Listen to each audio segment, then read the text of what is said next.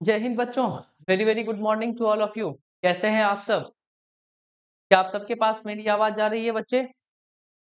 Good morning सबको, very very good morning. Priyanshu Kumari, Rekha Yadav, Priya Bharti, Seema Giri, Ashish Kumar, very very good morning. क्या सबके पास मेरी आवाज जा रही है बच्चे?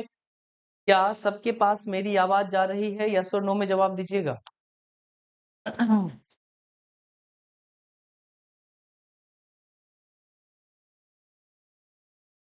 हाँ, चलिए। कल की कहानी हम लोग कहाँ पर खत्म किए थे? कल की कहानी अगर याद है आप लोगों को, कहाँ तक खत्म किए थे बताने का काम करिएगा बच्चे। कल की कहानी में हम लोगों ने टेंस को पढ़ना स्टार्ट किया था और उस टेंस की कहानी में हम लोग 6 टेंसेस को 6 और 3 9 टेंसेस को हम लोगों ने डील किया था, जिसमें हम लोगों ने प्रेजेंट, पास्ट और फ्यूचर के इंडेफिनिट, कॉन्टिन्यूअस और परफेक्ट टेंस को देखने का काम किया था। क्या यही कहानी चल रही थी कल? Riya Chaudhary, very very good morning सबको, गुड मॉर्निंग बच्चे। कल हम लोगों ने टोटल 9 टेंसेस को देखा था। प्रेजेंट, पास्ट और फ्यूचर के 3 3 टेंसेस को हम लोगों ने देखने का काम किया था। ठीक है, अब बात हम लोगों की स्टार्ट होती है कहाँ से?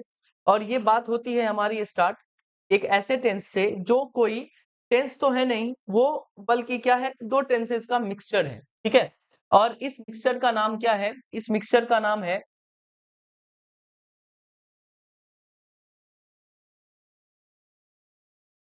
प्रेजेंट परफेक्ट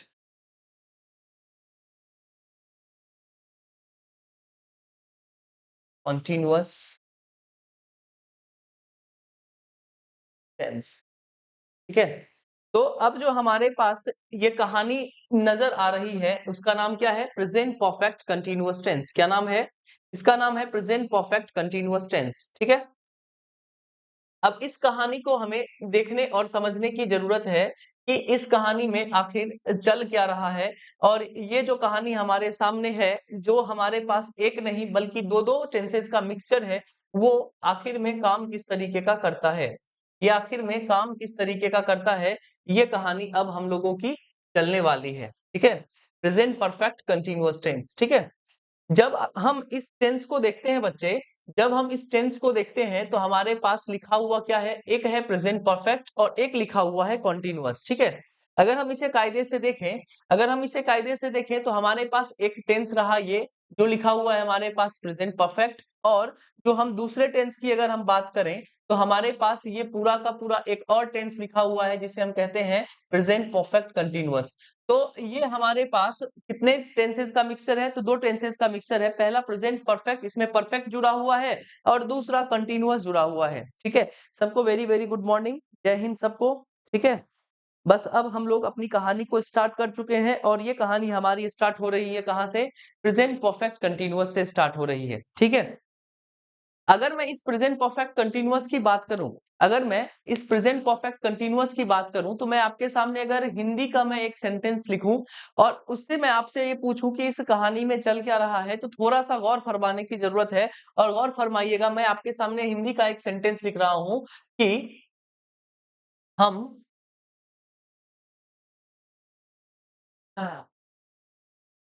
हम 1 घंटे से टेंस पढ़ रहे हैं। ठीक है, हमने क्या लिखा बच्चे? हमने लिखा कि हम 1 घंटे से क्या पढ़ रहे हैं? टेंस पढ़ रहे हैं। ठीक है, हमने एक आपके सामने हिंदी का सेंटेंस लिखा और वहां पे मैंने लिखा कि हम 1 घंटे से टेंस पढ़ रहे हैं। ठीक है, मैं जहां अंडरलाइन करूं बस उस बात को ध्यान दीजिएगा कि ये कहानी क्या चीज बताने का कोशिश कर रहा है। ठीक है, अगर मैं आपके सामने लिखूं, आप अगर मैं आपके सामने अंडरलाइन करूं कि हम टेंस पढ़ रहे हैं, हम टेंस पढ़ रहे हैं, तो आप क्या बताने का काम करिएगा कि यहाँ पर जो एक्शन चल रहा है, यहाँ पर जो एक्शन चल रहा है, हम टेंस पढ़ रहे हैं, ये एक्शन कौन सा एक्शन हुआ? तो ये एक कॉन्टिन्यूअस एक्शन हुआ। तो जो हमारे सामने अंडरलाइन की हुई बात है वो किसकी ओर इशारा कर रही है? वो हमें कॉन्टिन्यूअस की ओर इशारा करते हुए नजर आ रही है। हम टेंस पढ़ रहे हैं। ठीक है, अब अगर हम इस 1 घंटे की बात करें, अगर हम इस 1 घंटे की बात करें, तो ये 1 घंटा किसकी ओर रेफर कर रहा है?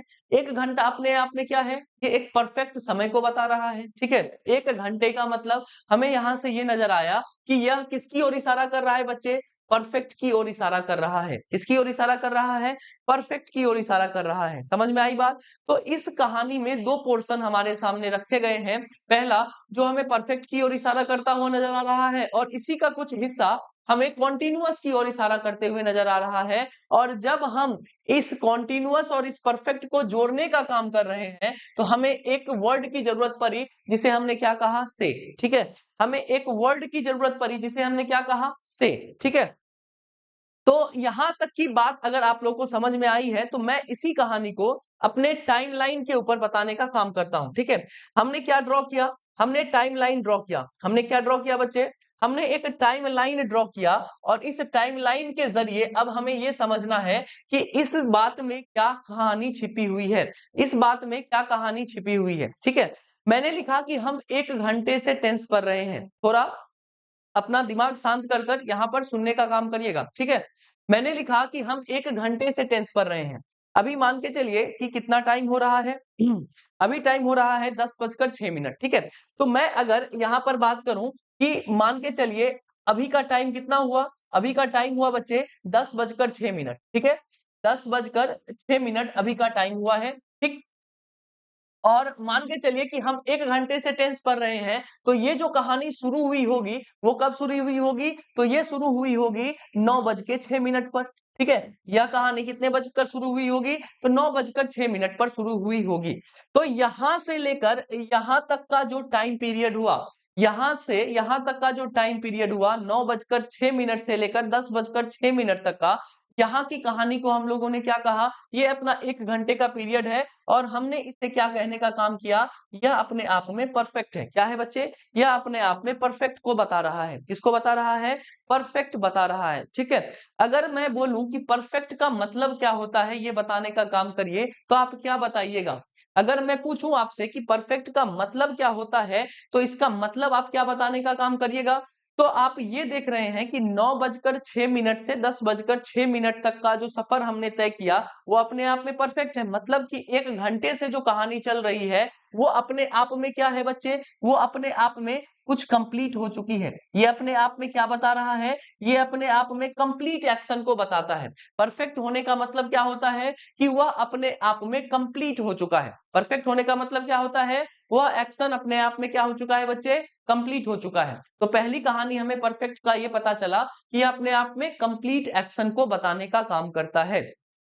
अब अगर मैं बोलूं कि मेरा जो ये टी-शर्ट है, मेरा जो ये टी-शर्ट मैंने जो पहन रखा है वो मेरे लिए क्या है बच्चे? परफेक्ट है। इसीलिए मैंने क्या क्या किया है? मैंने इस टी-शर्ट को पहन रखा है। ठीक है, अगर मेरे लिए यह चीज परफेक्ट नहीं होता तो मैं इसके जगह कोई दूसरा टी-शर्ट पहन कर आता। परफेक्ट होने का मतलब ये है कि इसमें कोई भी इंप्रूवमेंट का कोई भी जरूरत नहीं होता है। ठीक है, तो अगर हम इस परफेक्ट के दूसरे एस्पेक्ट की ओर जाएं तो हम यहाँ पर बोल सकते हैं कि नो स्कोप ऑफ इंप्रूवमेंट, इसमें कोई भी इंप्रूवमेंट की जरूरत नहीं होती है। अगर कोई चीज परफेक्ट है तो हम चाहकर भी उसमें इंप्रूवमेंट नहीं कर सकते हैं। क्या नहीं कर सकते हैं बच्चे? हम इसमें कोई भी इंप्रूवमेंट नहीं कर सकते हैं। अब तीसरी कहानी को जानना है कि इस परफेक्ट का और क्या मीनिंग निकल सकता है। ठीक है, अब एक बात बताइए, मैं अगर अभी जस्ट चाय पी लूं, ठीक है, मैं अगर 1 कप चाय मैंने पी लिया, अभी मैं बोलता हूं कि मैंने चाय पी लिया है। ठीक है, मैंने चाय पी लिया है, तो अब आप बोलिए कि चाय पहले कहां पर था? कप में। अब कहां पर है? मेरे पेट में। कोई तुरंत फिर से चाय लेकर आ जाए तो क्या मैं फिर से चाय पीऊंगा? तो आप बोलेगा कि आप चाय नहीं पीजिएगा। क्यों नहीं पीजिएगा? क्योंकि उस चाय का असर आपके अंदर अभी भी दिख रहा है, तो अभी आपका मन उस अगले कप चाय को पीने का नहीं होगा। तो इस परफेक्ट का मतलब यह है कि अभी भी आपके अंदर उस चीज का क्या होगा बच्चे? इफेक्ट होगा। तो इसका तीसरा रीजन हमें समझ में आया कि हम अगर परफेक्ट की बात करते हैं तो यहां से हमें क्या दिखाई देगा? हमें इफेक्ट कैन बी सीन या फेल्ट। ठीक है, तो जो इफेक्ट होगा उस बात का वो हमें फील होगा या फिर देखा जा सकता है। परफेक्ट का मतलब ये होता है। फिर से समझिए कि अगर हम इस 9:06 से 10:06 की बात करेंगे तो ये अपने आप में परफेक्ट एक्शन को बताता है। परफेक्ट एक्शन कहने का मतलब ये हुआ कि वह एक्शन अपने आप में कंप्लीट है, हम चाहकर भी उसमें कोई इंप्रूवमेंट नहीं कर सकते हैं और उसका इफेक्ट हमारे ऊपर देखा या फील किया जा सकता है। तो परफेक्ट के 3 मीनिंग समझ में आए हैं, ठीक है? लेकिन जब हम इस बात को देखते हैं बच्चे, तो हमें यह बात का पता चल रहा है यहाँ से कि हम 1 घंटे से टेंस तो पढ़ रहे हैं, लेकिन यहाँ पर 1 घंटे का सफर तो खत्म हुआ, लेकिन वो सफर अभी भी चालू है। लेकिन वो चीज अभी भी चालू है, खत्म तो हुई नहीं है। मतलब कि कुछ हिस्सा जो है वो अभी भी चल रहा है। वह अभी भी क्या हो रहा है बच्चे? चल रहा है। समझ में आ रही है बात? अगर हम यहाँ पर देखें कि 9:06 से 10:06 तक हमने टेंस पढ़ा है, लेकिन उस टेंस की सफर की जो शुरुआत हुई है, वो तो 9:06 से 10:06 तक हुई ही है, लेकिन वहां से जो वो है अभी भी कंटिन्यू चल रहा है। तो कुछ हिस्सा उसका कंप्लीट हुआ है और कुछ हिस्सा अभी भी क्या हो रहा है बच्चे? चल रहा है। तो यहाँ से हमें इसका जो डेफिनेशन बनकर तैयार होता है, परफेक्ट कंटिन्यूअस का जो डेफिनेशन बन के तैयार होता है, हम इसका डेफिनेशन कह सकते हैं कि अ part of it a part of it is complete and rest of it is still going on। तो हमें यहां से ये पता चल रहा है कि यहाँ का जो पार्ट ऑफ सॉरी यहाँ क्या लिखा हुआ है, यहाँ पे कोई एक्शन हुआ है, part of action, a part of action is complete and rest of it is still going on. ठीक है, तो यहाँ पर जो भी कहानी चल रही है वो यहाँ पर ये चल रही है कि कुछ पार्ट जो है एक्शन का वो क्या हो चुका है बच्चे? कंप्लीट हो चुका है। लेकिन यहाँ पर कुछ पार्ट ऐसा भी है जो क्या है, वो अभी भी चल रहा है। वो अभी भी क्या हो रहा है? चल रहा है। तो इसी को हम लोग क्या कहते हैं? परफेक्ट कॉन्टिन्यूअस टेंस कहते हैं। इसी को हम क्या कहते हैं बच्चे? परफेक्ट कॉन्टिन्यूअस टेंस कहते हैं। अब हमें ये बात का पता चल रहा है कि जब हम इस सेंटेंस को देखें तो ये रहा हमारा परफेक्ट। इसको हमने क्या कहा बच्चे? इसे हमने कहा परफेक्ट पार्ट और इसे हमने क्या कहा? Continuous part. इसे हमने क्या कहा बच्चे? Continuous part. और जब हम इस दोनों को जोड़ रहे हैं, जब हम इस दोनों को जोड़ रहे हैं तो इन दोनों को जोड़ने के लिए हमें एक शब्द की जरूरत पड़ी जिसे हमने क्या कहा? से। जिसे हमने क्या कहा? से। हिंदी में हम इसे कहते हैं, लेकिन जब हम इसे जोड़ते हैं इंग्लिश में तो हमें इंग्लिश में इसे जोड़ने के लिए किसकी जरूरत पड़ती है? फॉर या फिर सिंस की जरूरत पड़ती है। फॉर या सिंस की जरूरत पड़ती है। जब हम फॉर और सिंस की बात करते हैं तो हम इसके साथ क्या जोड़ने का काम करते हैं? हम इसके साथ टाइम का कोई भी सिनेरियो बताने का काम करते हैं, टाइम वर्ड बताने का काम करते हैं। ठीक है, अब हम इस टाइम को अलग अलग तरीके से दिखा सकते हैं। हम इस टाइम को अलग अलग तरीके से दिखा सकते हैं, या तो हम वर्ड के रूप में बता सकते हैं, या तो फ्रेज के रूप में बता सकते हैं, या तो हम इसे किसी सेंटेंस के रूप में बता सकते हैं। ठीक है, तो टाइम को बताने के अलग अलग तरीके हो सकते हैं। या तो हम वर्ड के रूप में व्यक्त कर सकते हैं, या तो हम फ्रेज के रूप में व्यक्त कर सकते हैं, या तो हम सेंटेंस के रूप में व्यक्त कर सकते हैं। ठीक है, तो बात यहाँ पर ये हुई कि जब हम परफेक्ट कॉन्टिन्यूअस की बात करते हैं तो परफेक्ट कॉन्टिन्यूअस में कुछ हिस्सा कंप्लीट होता है और कुछ हिस्सा चल रहा होता है। इन दोनों को जोड़ने के लिए हमें फोर और सिंस की जरूरत होती है और फोर और सिंस के साथ हम टाइम का जिक्र करते हैं और टाइम को बताने के लिए हम तीन तरीके का चुनाव करते हैं। या तो हम टाइम को वर्ड में बता सकते हैं, या तो फ्रेज में बता सकते हैं, या तो हम इसे सेंटेंस के रूप में बता सकते हैं। यहां तक की बात क्लियर है? यस और नो में जवाब दीजिए तो हम आगे बढ़ें। यहां तक की बात क्लियर है बच्चे?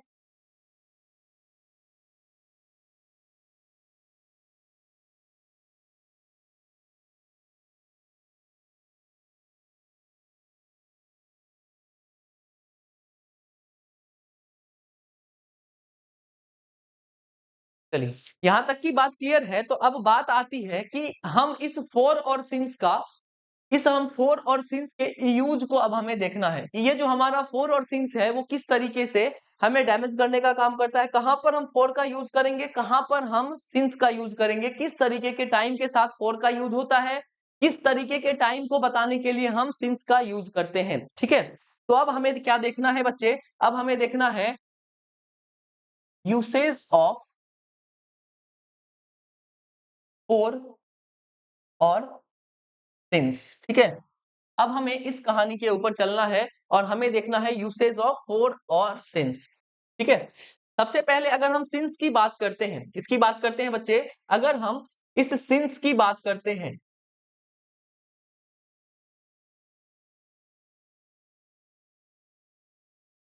तो सिंस जो होता है बच्चे वो यूज होता है स्पेसिफिक टाइम को बताने के लिए। इसका जो पहला यूज है वो है हमारा स्पेसिफिक टाइम को बताने में हम किसका यूज करते हैं, हम सिंस का यूज करते हैं। किसका यूज करते हैं बच्चे, सिंस का यूज करते हैं। और स्पेसिफिक टाइम को बताने के लिए अलग अलग तरीके हो सकते हैं, स्पेसिफिक टाइम को बताने के लिए अलग अलग तरीके हो सकते हैं। हम चाहे तो डे का जिक्र कर सकते हैं, ठीक है, डेट का जिक्र कर सकते हैं, मंथ का जिक्र कर सकते हैं, ठीक है, ईयर का जिक्र कर सकते हैं।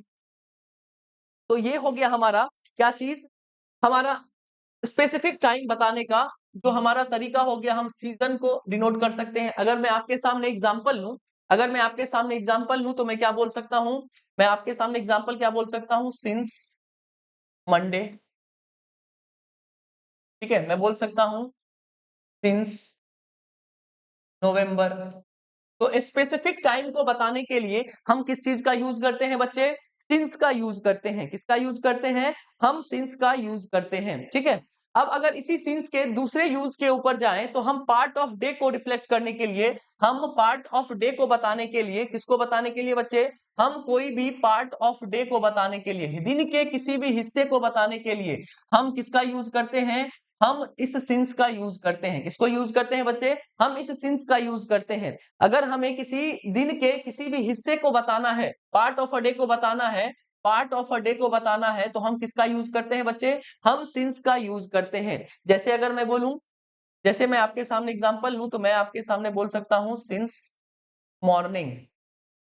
मैं आपको बोल सकता हूं सिंस नाइट। मैं आपको बोल सकता हूं सिंस डॉन, सिंस डस्क। तो दिन के किसी भी हिस्से को बताने के लिए हम क्या चीज का यूज करते हैं, हम यूज करते हैं सिंस का। ठीक है, अब अगर इसके तीसरे यूज के ऊपर जाएं तो हमारा तीसरा यूज होता है स्टेज ऑफ लाइफ। ठीक है, लाइफ के अलग अलग स्टेज को बताने के लिए, लाइफ के अलग अलग स्टेज को बताने के लिए हम क्या चीज का यूज करते हैं बच्चे, हम यूज करते हैं सिंस का। ठीक है, स्टेजेस ऑफ लाइफ को बताने के लिए हम क्या चीज का यूज करते हैं, हम सिंस का यूज करते हैं। जैसे कि मैं बोलूं कि सिंस चाइल्डहुड, बचपन की कहानी, ये हमारा क्या है, लाइफ का एक स्टेज है, सिंस चाइल्डहुड। अभी आप लोग क्या हो चुके हैं, अभी आप लोग बूढ़े हो चुके हैं, तो आप क्या बोलिएगा बच्चे, तो सिंस एडल्टहुड, अभी आप लोग क्या हो चुके हैं, बूढ़े हो चुके हैं। तो इन सब कहानियों को बताने के लिए, स्टेजेस ऑफ लाइफ को बताने के लिए भी हम लोग क्या चीज का यूज करते हैं, हम लोग यूज करते हैं सिंस का। ठीक है, अगर हम इस सिंस के अगले पड़ाव पर जाएं, इसके अगले यूज के ऊपर जाएं, तो हम इसका यूज करते हैं क्या चीज को दिखाने के लिए, कोई इवेंट को बताने के लिए, या तो कोई ओकेजन को बताने के लिए। किसको बताने के लिए, ओकेजन को बताने के लिए हम किस चीज का यूज करते हैं, सिंस का यूज करते हैं। कोई भी इवेंट हो, चाहे कोई ओकेजन हो, तो हम उसमें क्या चीज का यूज करते हैं, हम वहां पर यूज करते हैं, एक सेकेंड, ओकेजन,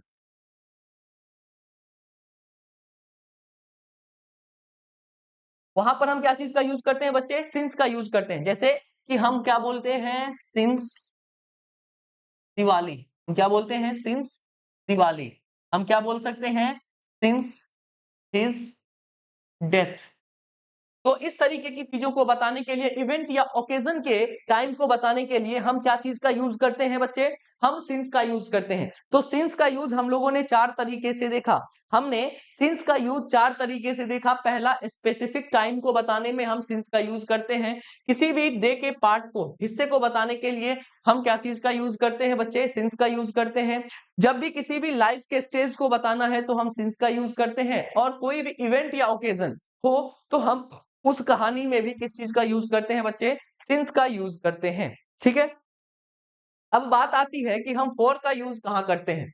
अब बात आती है कि हम इस फॉर का यूज कहाँ करते हैं। जब इस फॉर की बात आती है, जब इस बच्चे फॉर की बात आती है, तो फॉर का यूज होता है क्या चीज में? तो पीरियड ऑफ टाइम को बताने में हम क्या चीज का यूज करते हैं? पीरियड ऑफ टाइम को बताने में हम क्या चीज का यूज करते हैं बच्चे? हम करते हैं पीरियड ऑफ टाइम को बताने में फॉर का यूज करते हैं। अब पीरियड ऑफ टाइम को बताने का अलग अलग तरीका हो सकता है। पीरियड ऑफ टाइम को बताने का अलग अलग तरीका हो सकता है। पहला, हम किस चीज में यूज करते हैं? तो इनडेफिनिट टाइम को बताने में, इनडेफिनिट टाइम को बताने में हम क्या चीज का यूज करते हैं? हम फॉर का यूज करते हैं। इंडेफिनिट टाइम का मतलब क्या होता है?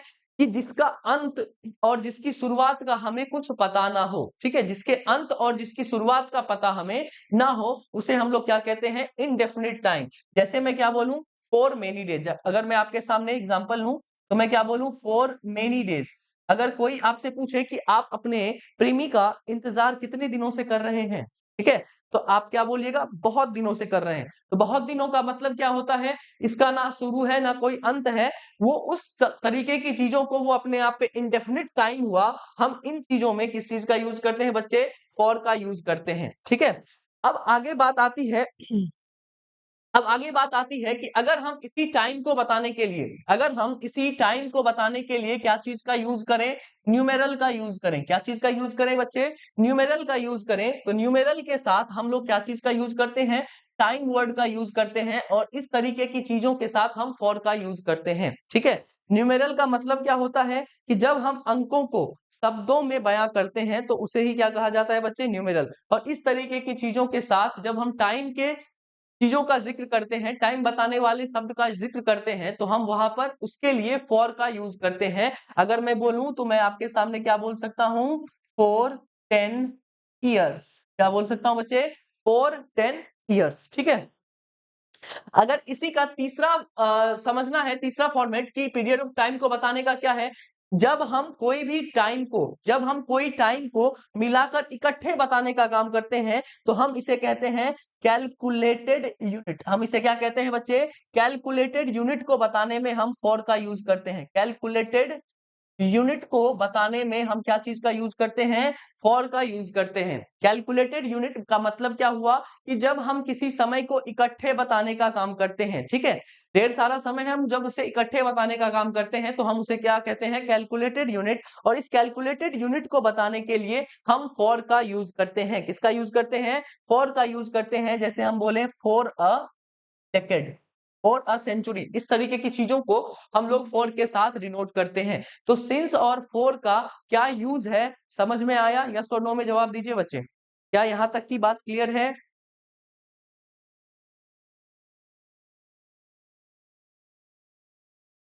चलिए, यहां तक की बात क्लियर है।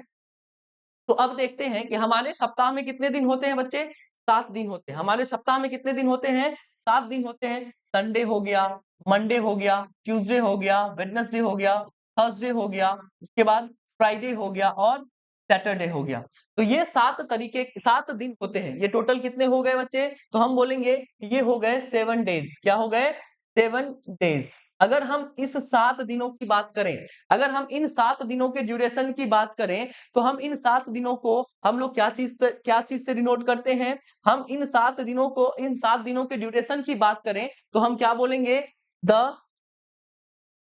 Last week. क्या बोलेंगे? The last week. क्या बोलेंगे बच्चे हम इसे? The last week. हम इसे क्या बोलेंगे? The last week. जब हम इन 7 दिनों की बात करते हैं, इन 7 दिनों के ड्यूरेशन की बात करते हैं, तो हम क्या बोलेंगे? The last week. और जैसे ही हमने इसको देखा कि यहाँ पर लिखा हुआ है द लास्ट वीक और इनके ड्यूरेशन की बात चल रही है, इस सप्ताह की बात चल रही है, तो हम इसके साथ क्या चीज को जोड़ते हैं? फॉर को जोड़ते हैं। इसको जोड़ते हैं बच्चे? फॉर को जोड़ते हैं। लेकिन जब हम इस हफ्ते के बाद वाले हफ्ते की बात करें, जब ये हफ्ता, हमारा पिछला हफ्ता खत्म हो गया और इसके बाद वाले हफ्ते की बात करें, तो वो अपने आप में स्पेसिफिक होता है और हम इसके साथ क्या लगाते हैं? Since last week. क्या लगाते हैं? Since last week. हम इसके साथ क्या जोड़ते हैं?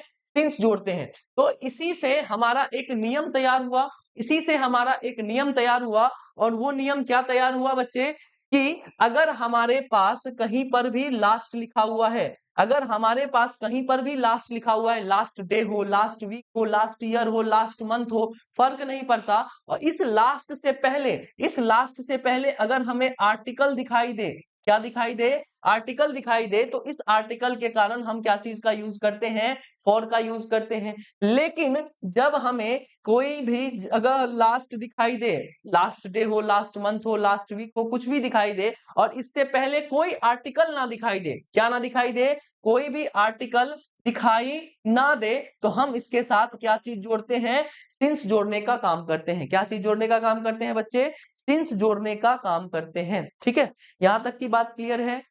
कब हम फॉर का यूज करते हैं, कब हम सिंस का यूज करते हैं, यहां तक की बात क्लियर बच्चे, यस और नो में जवाब दीजिएगा तो आगे बढ़ेंगे।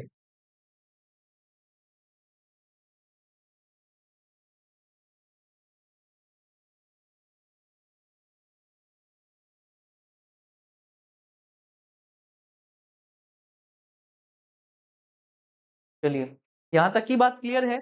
तो अब हमें देखना है कि हम क्या चीज पढ़ रहे थे, हम पढ़ रहे थे प्रेजेंट परफेक्ट कंटिन्यूअस। हम क्या पढ़ रहे थे बच्चे, प्रेजेंट परफेक्ट कंटिन्यूअस के बारे में हम पढ़ रहे थे।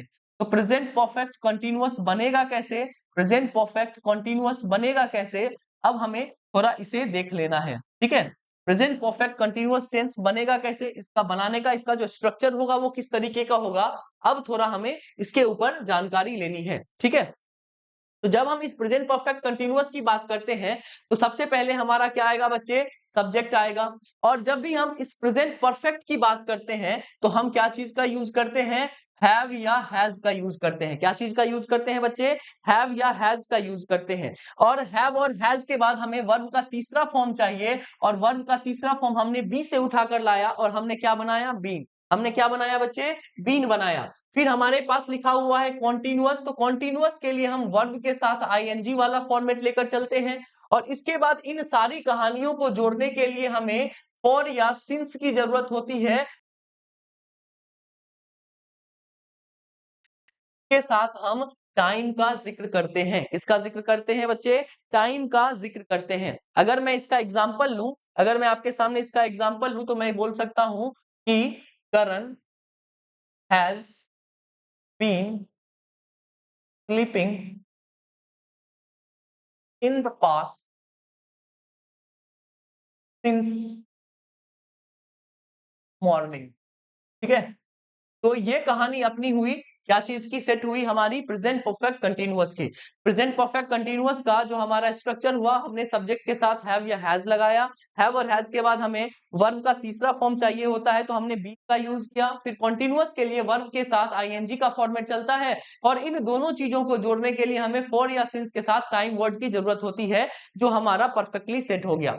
अब आते हैं, अब आपके पास्ट से हमारी मुलाकात हो रही है, और हमारे पास है पास्ट परफेक्ट कंटीन्यूअस। क्या लिखा हुआ है बच्चे, पास्ट परफेक्ट कंटीन्यूअस टेंस। ठीक है, अगर हम इस पास्ट परफेक्ट कंटीन्यूअस टेंस की बात करें, पास्ट परफेक्ट कंटीन्यूअस टेंस की बात करें, तो हमने देख रखा है कि जब भी हम पास्ट परफेक्ट की बात करते हैं, जब हम पास्ट परफेक्ट की बात करते हैं, तो सब्जेक्ट के साथ हमें हैड की जरूरत है। ठीक है, और इसके बाद हमें वर्ब के तीसरे फॉर्म की जरूरत है, तो हमने बीन का यूज किया।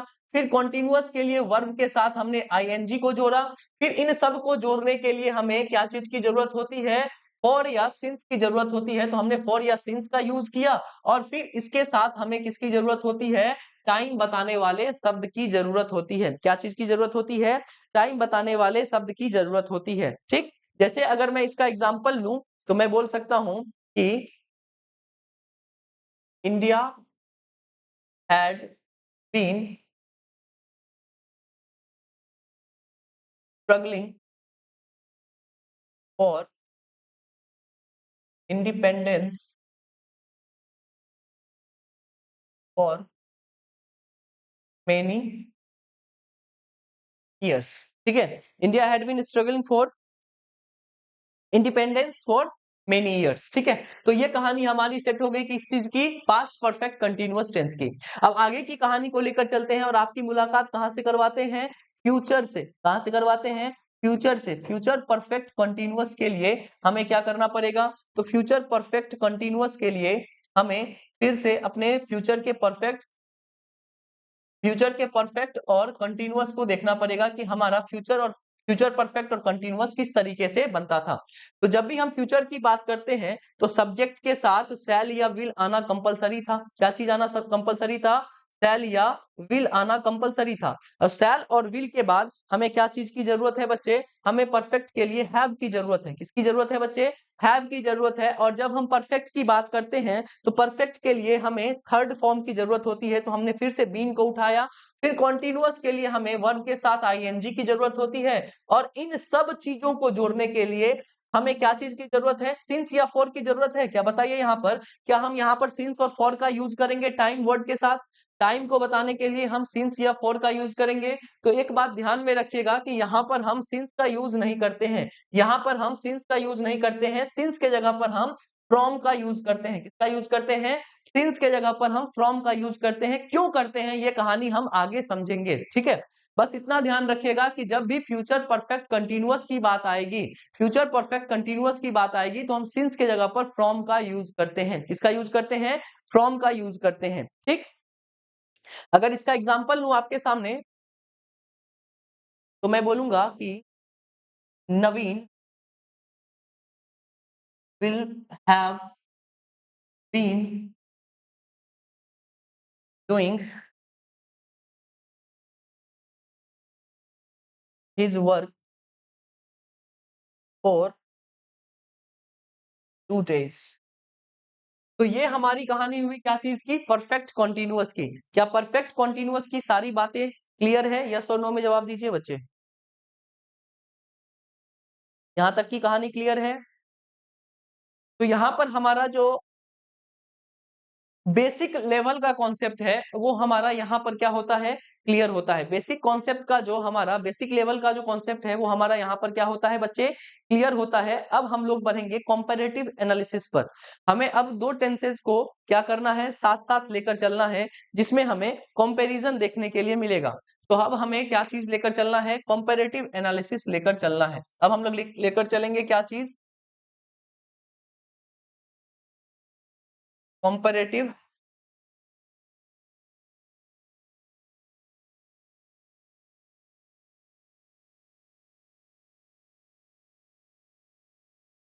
एनालिसिस हम लोग लेकर चलेंगे, ठीक।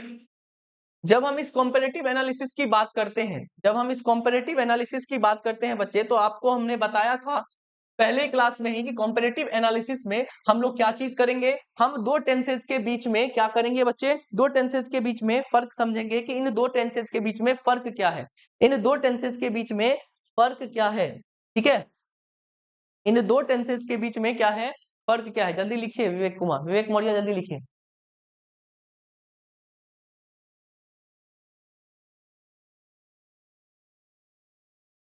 साथ साथ लिखने का काम करिए।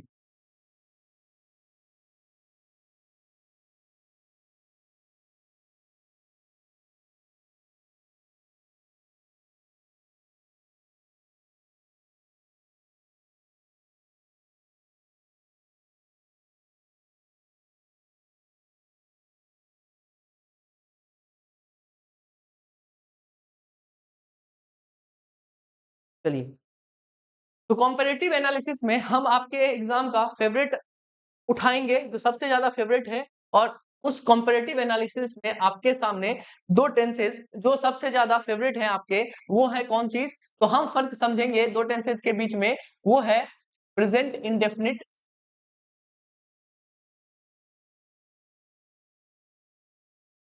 Present indefinite versus present continuous, ठीक है। प्रेजेंट इंडेफिनिट और प्रेजेंट कॉन्टिन्यूअस के बीच में क्या फर्क है? प्रेजेंट इंडेफिनिट और प्रेजेंट कॉन्टिन्यूअस के बीच में क्या फर्क है, अब हमें इसे जानने की जरूरत है। इन दोनों को अब हम क्या करेंगे, कंपैरेटिव एनालिसिस के जरिए देखेंगे। अगर हम इस प्रेजेंट इंडेफिनिट की बात करते हैं, सबसे पहले अगर हम इस प्रेजेंट इंडेफिनिट की बात करते हैं बच्चे, तो ये जो हमारा प्रेजेंट इंडेफिनिट है वो क्या चीज बताने में मदद करता है, तो यह मदद करता है हमारे हैबिट को बताने में। यह मेंशन करता है टू मेंशन अ हैबिट, ठीक है। यह हमारे हैबिट को बताने का काम करता है। इस हैबिट को हम लोग क्या कहते हैं, रूटीन एक्शन कहते हैं। क्या कहते हैं, रूटीन एक्शन, ठीक है।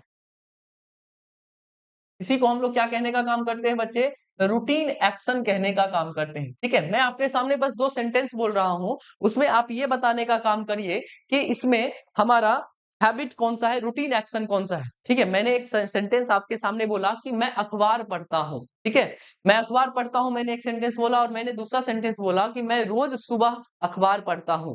तो इसमें कौन सा सेंटेंस रूटीन एक्शन को बता रहा है, इसमें कौन सा एक्शन रूटीन एक्शन को बता रहा है, कौन सा सेंटेंस रूटीन एक्शन को बता रहा है।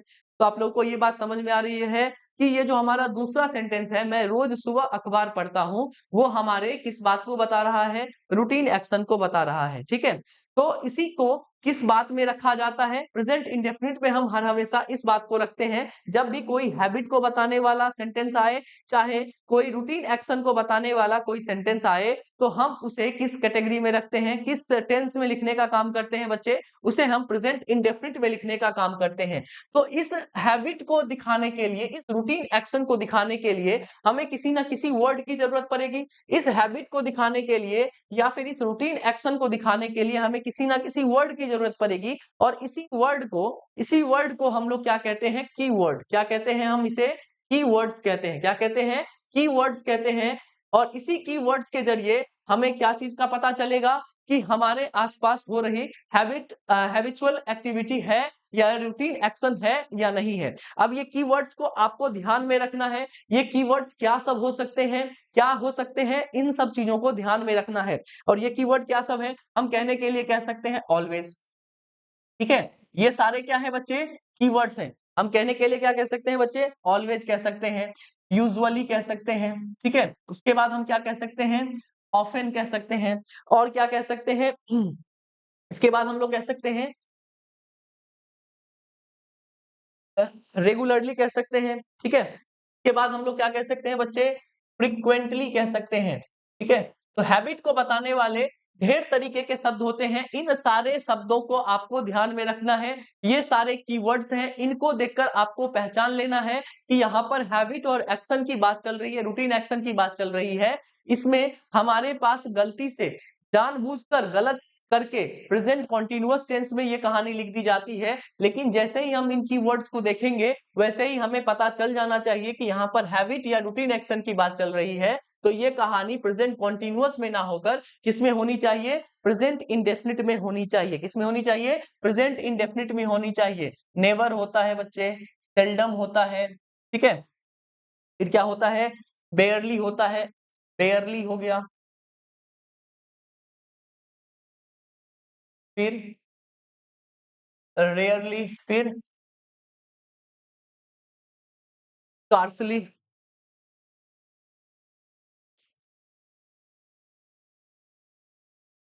एक और नेगेटिव वर्ड छूट रहा है, नेवर, सेल्डम, बेयरली, रेयरली, स्कार्सली। एक हो गया हमारा हार्डली, ठीक है।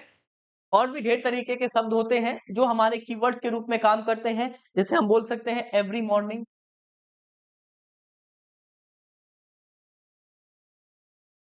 एवरी नाइट, ठीक।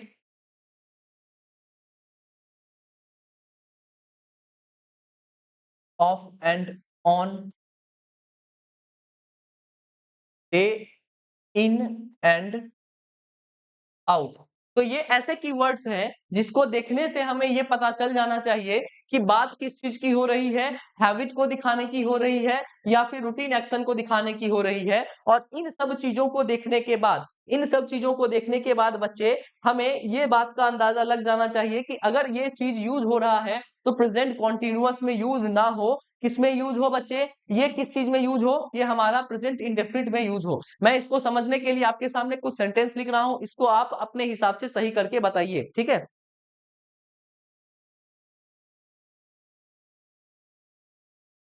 राखी is always waking up early.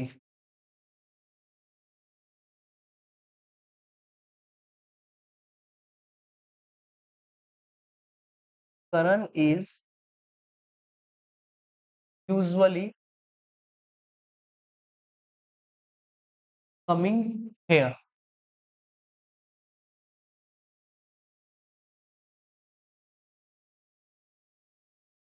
She is calling her friends often.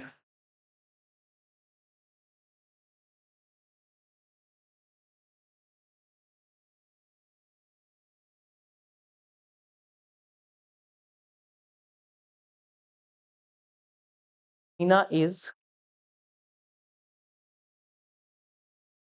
every morning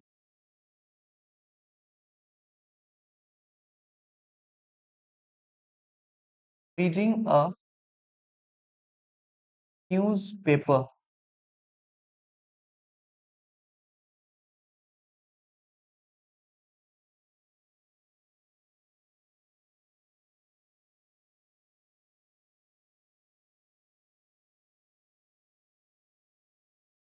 She is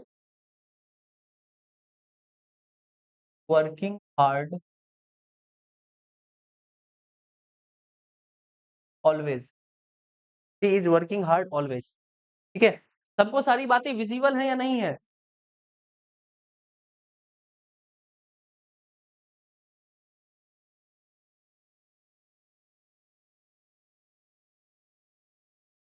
No.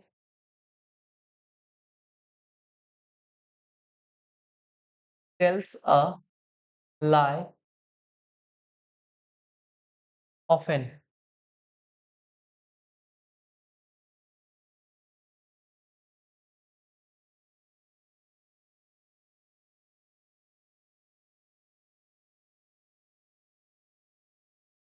Is not working hard seldom. ठीक है, आपके सामने 7 सेंटेंस लिखे हुए हैं, इन सातों सेंटेंसेस को सही करके बताइए। बहुत बढ़िया, सबका आंसर आना स्टार्ट हो गया है, बेहतरीन। सुंदर आरती, बहुत बढ़िया।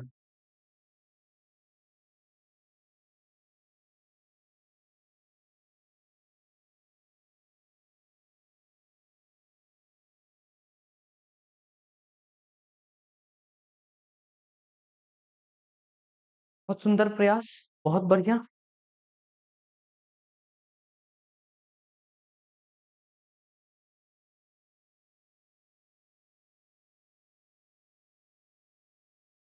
सुंदर सुंदर, बहुत सुंदर। चलिए, अब हम इस कहानी के ऊपर ध्यान से देखें। अगर मैं आपके सामने ये बातें अंडरलाइन करूं, राखी इज वेकिंग अप अर्ली, तो आप यहां पर इस सेंटेंस को देखने पर आपको ये पता चल रहा है कि ये एक कॉन्टिन्यूअस एक्शन है। Rakhi is waking up early, ठीक है। लेकिन जैसे ही हम इस वर्ड के ऊपर आते हैं, यहां पर लिखा हुआ है ऑलवेज, तो जैसे ही हमने ऑलवेज को देखा, तो ऑलवेज को देखने से हमें बात याद आई कि यह तो एक हैबिट को दिखा रहा है, या तो एक रूटीन एक्शन को दिखा रहा है। तो आपने क्या किया, आपने इज को हटाया, इस वेकिंग को हटाया, और इन सारी कहानियों को आपने किस में शिफ्ट किया, इंडेफिनिट में शिफ्ट किया, प्रेजेंट इंडेफिनिट में शिफ्ट किया। और आपने इज और वेकिंग को हटाकर क्या लिखा, वेक्स लिखा। क्या लिखा, वेक्स लिखा। और आपने कहानी लिखी कि राखी ऑलवेज वेक्स अप अर्ली, ठीक है।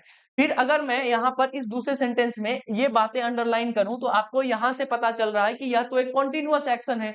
लेकिन जैसे ही आपने इस वर्ड को देखा, इस यूजुअली को देखा, तो आपको दिमाग में आया कि यह तो एक रूटीन एक्शन को बताने वाला चीज है। तो जैसे ही रूटीन एक्शन को बताया जाता है, तो हटाइए आप किस चीज को, कॉन्टिन्यूअस को, और कॉन्टिन्यूअस को हटाकर आपको जो कहानी सेट करनी है वो किसमें सेट करनी है, आपने क्या लिखा, कम्स लिखा। आपने इंडेफिनिट में इसे शिफ्ट किया और आपने क्या लिखा बच्चे, आपने क्या लिखा, कम्स लिखा। ठीक है, अब लिखा हुआ है तीसरी कहानी में, she is calling her friends often. ठीक है, जैसे ही आपने इस ऑफन को देखा, आपने जैसे ही इस ऑफन को देखा, तो ऑफन को देखने से पता चला कि ये कहानी अपने आप में हैबिट की है, अपने आप में रूटीन एक्शन की है। तो आपने यहां से क्या किया बच्चे, इज और कॉलिंग को हटाया और इसकी जगह पर क्या लिखने का काम किया, कॉल्स लिखने का काम किया। क्या लिखने का काम किया, कॉल्स लिखने का काम किया। लेकिन जब आप इस सेंटेंस को पढ़ते हैं तो लिखा हुआ है कि she calls her friends often. तो ये बात तो अपने आप में नहीं जच रही है और आपको एक दिमाग में चल रहा होगा कि ये ऑफन का अरेंजमेंट यहां ना होकर कहां पर होना चाहिए, कॉल्स से पहले होना चाहिए। कहां पर होना चाहिए, इस कॉल्स से पहले होना चाहिए। तो आपने इस ऑफन को कॉल से पहले उठा लिखने का काम किया। तो यहां पर एक बात और समझ में आ रही होगी कि ये जो सारे कीवर्ड्स हैं जो हैबिट और रूटीन एक्शन को बता रहे हैं, इसके अरेंजमेंट की भी कहानी हमसे पूछ ली जाती है। चलिए एक और कोशिश करते हैं। लिखा हुआ है Heena is every morning reading a newspaper. जैसे ही आपने इस एवरी मॉर्निंग को देखा, जैसे ही आपने इस एवरी मॉर्निंग को देखा, तो आपको एक बात समझ में आई कि यह एक रूटीन एक्शन है। तो रूटीन एक्शन के लिए आपने इज को हटाया, इस रीडिंग को हटाया और आपने क्या लिखा, रीड्स लिखा। क्या लिखा, रीड्स लिखा। और आपको ये बात समझ में आई कि इस एवरी मॉर्निंग का अरेंजमेंट यहां ना होकर कहां पर होना चाहिए था, इस सेंटेंस के लास्ट में होना चाहिए था। कहां पर होना चाहिए था, सेंटेंस के लास्ट में होना चाहिए था। तो यहां से आपको अरेंजमेंट पूछ लिया जाता है। तो अरेंजमेंट के लिए मैंने ये देखा कि यहां से लेकर यहां तक इस डब्बे में जितनी भी कहानी लिखी हुई है, इस डब्बे में जितनी भी कहानी लिखी हुई है, ये कहानी को हम लोग क्या करते हैं, इस कहानी को हम लोग कहां पर रखते हैं, तो इस कहानी को हम लोग वर्ब से ठीक पहले रखने का काम करते हैं। किससे ठीक पहले रखने का काम करते हैं बच्चे, वर्ब से ठीक पहले रखने का काम करते हैं। क्यों रखने का काम करते हैं, क्योंकि ये हमें फ्रीक्वेंसी बताने वाले शब्द हैं। ये हमारे कौन है, फ्रीक्वेंसी बताने वाले शब्द हैं। तो फ्रीक्वेंसी बताने वाले शब्दों को हम वर्ब से ठीक पहले रखने का काम करते हैं। किससे पहले रखने का काम करते हैं बच्चे, इसे हम वर्ब से ठीक पहले रखने का काम करते हैं। लेकिन यहाँ पर जो भी कहानी लिखी हुई है, यहाँ तो ये एवरी जो लिखा हुआ है, ये सारी की सारी बातें तो फ्रीक्वेंसी बता रही है। लेकिन जैसे ही हम इस फ्रीक्वेंसी बताने वाले शब्दों के साथ टाइम का जिक्र देख रहे हैं, तो टाइम बताने वाले शब्दों को हम हर हमेशा सेंटेंस के लास्ट में यूज करते हैं। कहां पर यूज करते हैं, सेंटेंस के लास्ट में यूज करते हैं। तो याद रखिएगा कि जब भी फ्रीक्वेंसी बताने वाले शब्दों के साथ टाइम वाला वर्ड जुड़ जाएगा, तो वो हर हमेशा सेंटेंस के लास्ट में ही लिखा जाएगा। कहां पर लिखा जाएगा, सेंटेंस के लास्ट में ही लिखा जाएगा। समझ में आई बात। आगे देखिए 5वें नंबर सवाल पर आते हैं। लिखा हुआ है she is working hard always.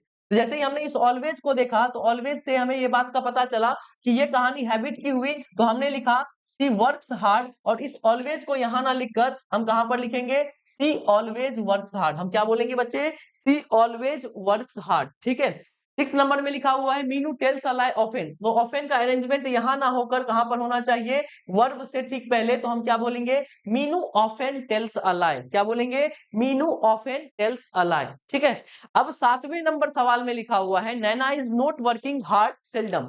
मैं जहां जहां निशान लगा रहा हूं, मैं जहां जहां निशान लगा रहा हूं, वहां वहां उस वर्ड को पढ़ने का काम करिएगा। ठीक है, मैंने बोला नेवर, मैंने बोला सेल्डम, मैंने बोला बेयरली, मैंने बोला रेयरली, मैंने बोला स्कार्सली और मैंने बोला हार्डली। ये सारे ऐसे शब्द हैं, ये सारे ऐसे शब्द हैं जो क्या है, ये अपने आप में निगेटिव वर्ड्स हैं। ये अपने आप में क्या है बच्चे, ये अपने आप में निगेटिव वर्ड्स हैं। और जब ये निगेटिव वर्ड्स हैं, तो ये किसके बदले में आते हैं, नॉट के बदले में आते हैं। मतलब कि जहां पर भी जिस भी सेंटेंस में इन सब वर्ड का यूज हो रहा है, never, seldom, बेयरली, rarely, scarcely, hardly, ये सारे खुद अपने आप में निगेटिव का काम कर रहे हैं, निगेटिव वर्ड्स हैं। तो हम इसके साथ नॉट का यूज नहीं करते हैं। किसका यूज नहीं करते हैं, नॉट का यूज नहीं करते हैं। तो यहां पर हमने क्या किया, Naina is not working hard seldom. तो यहां पर नॉट को हटाया, इज को हटाया और इज को हटाकर हमने क्या लिखा, एक सेकंड, यहां पर हमने क्या किया बच्चे, इज को हटाया, नॉट को हटाया और इस वर्किंग को हटाया। और इसके जगह पर हमें क्या लिखना पड़ा, वर्क्स लिखना पड़ा। और सेल्डम की कहानी यहां पर ना होकर कहां पर होनी चाहिए थी, वर्ब से ठीक पहले। तो हमने क्या कहा, नैना सेल्डम वर्क्स हार्ड, नैना सेल्डम वर्क्स हार्ड। ठीक है, बहुत बढ़िया। बहुत सुंदर, यहां तक की बात क्लियर है। तो हमने इस कंपैरेटिव एनालिसिस में पहली कहानी देखी इस प्रेजेंट इंडेफिनिट की। ये प्रेजेंट इंडेफिनिट टेंस क्या चीज को बताने में मदद करता है? यह प्रेजेंट इंडेफिनिट टेंस मेंशन करने का काम करता है किसी हैबिट के बारे में, या तो उसी हैबिट को हम लोग क्या कहते हैं? रूटीन एक्शन कहते हैं। क्या कहते हैं बच्चे? रूटीन एक्शन कहते हैं। ठीक है, यहां तक की बात क्लियर है? यस और नो?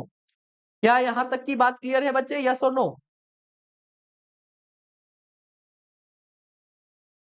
तो यहां तक की बात बच्चे क्लियर है।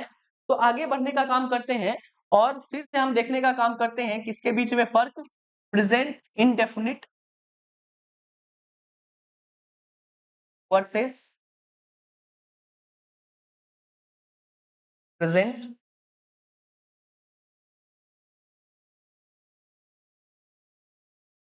कॉन्टिन्यूअस। ठीक है,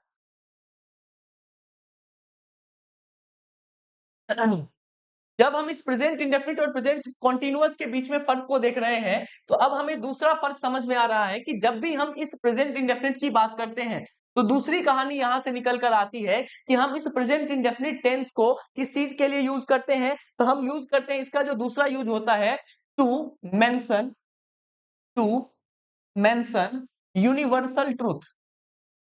universal truth.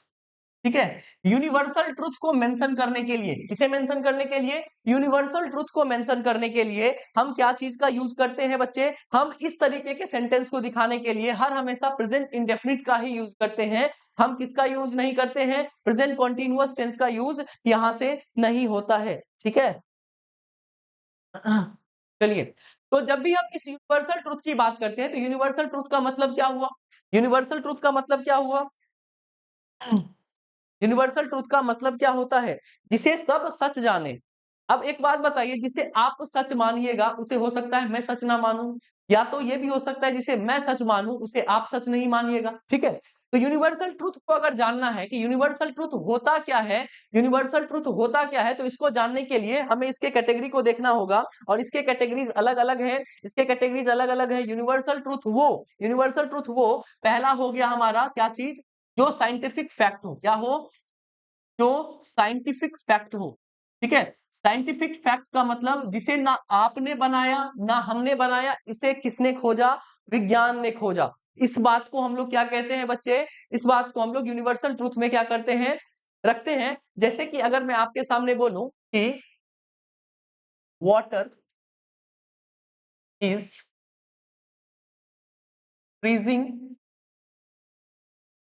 Eight 0 degree Celsius, तो आप क्या बोलिएगा? Water is freezing at 0 degree Celsius. तो वाटर फ्रीज होता है 0 डिग्री सेल्सियस पर। तो ये बात अपने आप में क्या है? साइंटिफिक फैक्ट की है। और साइंटिफिक फैक्ट को दिखाने के लिए हम कभी भी इसका यूज नहीं करते हैं, प्रेजेंट कॉन्टिन्यूअस टेंस का यूज नहीं करते हैं। तो हमें क्या कहना पड़ेगा बच्चे? Water freezes. क्या बोलेंगे? Water freezes at 0 degree Celsius. हम क्या बोलेंगे? Water freezes at 0 degree Celsius. यहां तक की बात क्लियर है? पहला यूनिवर्सल ट्रुथ किस तरीके का हमें समझ में आया? तो साइंटिफिक फैक्ट बताने वाली चीजें यूनिवर्सल ट्रुथ के अंदर आती है, और इनके साथ हम हर हमेशा प्रेजेंट इंडेफिनिट का ही रूल लेकर चलते हैं। क्या चीज का रूल लेकर चलते हैं बच्चे?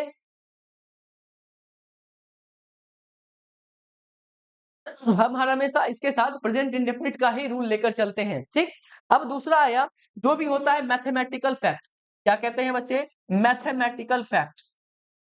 मैथमेटिकल फैक्ट्स को भी बताने के लिए हम लोग क्या चीज का यूज करते हैं? हम लोग यूज करते हैं प्रेजेंट इंडेफिनिट। जैसे अगर मैं आपके सामने मैथमेटिक्स के ढेर तरीके की चीजें, ढेर नियम आप लोगों को पढ़ाए गए होंगे, मैं बस एक नियम आपको पढ़ा रहा हूं। Two parallel lines two parallel lines never intersect each other. ठीक है, दो पैरेलल लाइन जो होते हैं वो एक दूसरे को इंटरसेक्ट नहीं करते हैं, एक दूसरे को नहीं काटते हैं। ठीक है, तो यहाँ पर आप लोगों ने देखा कि ये मैथमेटिकल फैक्ट है, और यहाँ पर नेबर का अरेंजमेंट भी अपने आप में सही है, और ये कहानी हमारी क्या चीज हो गई? मैथमेटिकल फैक्ट की। तीसरी कहानी हमारी यहाँ से जुड़ती है जिसे हम लोग कहते हैं साइकोलॉजिकल फैक्ट। क्या कहते हैं? Psychological fact. Psychological fact. Psychological fact जितने हैं वो सारे के सारे यूनिवर्सल ट्रूथ के अंदर आते हैं और इसमें कहानी जो जुड़ती है वो कहां से जुड़ती है? प्रेजेंट इंडेफिनिट से ही जुड़ती है। कहां से जुड़ती है बच्चे? प्रेजेंट इंडेफिनिट से ही जुड़ती है। जैसे हम बोलते हैं ट्रू लव नेवर डाइज। क्या बोलते हैं बच्चे? ट्रू लव नेवर डाइज, मतलब कि ह्यूमन बिहेवियर को जो बताता है वो कहानी हमारी यूनिवर्सल ट्रूथ में आती है और उस साइकोलॉजिकल फैक्ट के लिए हम लोग हर हमेशा प्रेजेंट इंडेफिनिट का ही यूज करते हैं। किसका यूज करते हैं? प्रेजेंट इंडेफिनिट का ही यूज करते हैं। और इस यूनिवर्सल ट्रूथ में एक चौथी कहानी आकर जुड़ती है। ये चौथी कहानी हमारी होती है फिलोसॉफिकल फैक्ट की। कौन सी होती है? फिलोसॉफिकल फैक्ट की। ठीक है, फिलोसॉफिकल फैक्ट्स जितने हैं, फिलोसॉफिकल फैक्ट जितने हैं, ये सारी की सारी कहानियां भी हमारी प्रेजेंट इंडेफिनिट में ही जुड़ती है। जैसे हम बोलते हैं फिलोसॉफिकल फैक्ट में क्या चीज? Death comes to all. ठीक है, तो यूनिवर्सल ट्रूथ में हम लोगों ने चार कैटेगरी को देखा। क्या क्या कैटेगरीज हैं? पहला साइंटिफिक फैक्ट है, दूसरा मैथमेटिकल फैक्ट है, तीसरा साइकोलॉजिकल फैक्ट है और चौथा फिलोसॉफिकल फैक्ट है। ये चारों के चारों फैक्ट्स को हम लोग हर हमेशा प्रेजेंट इंडेफिनिट में ही दिखाने का काम करते हैं। किसमें दिखाने का काम करते हैं बच्चे? प्रेजेंट इंडेफिनिट में ही दिखाने का काम करते हैं। यहां तक की बात क्लियर? यस और नो? क्या यहां तक की बात क्लियर है? यस और नो? जल्दी बताइए बच्चे।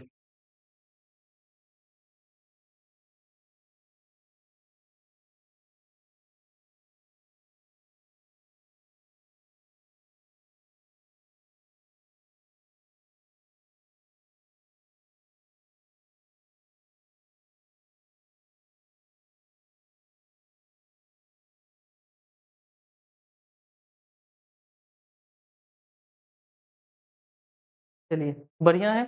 यहाँ तक की बात क्लियर है तो आगे बढ़ते हैं और फिर इसी के कंपैरिजन को और आगे बढ़ाने का काम करते हैं। ठीक है, बात हम लोग क्या चीज की कर रहे हैं? हम लोग कर रहे हैं प्रेजेंट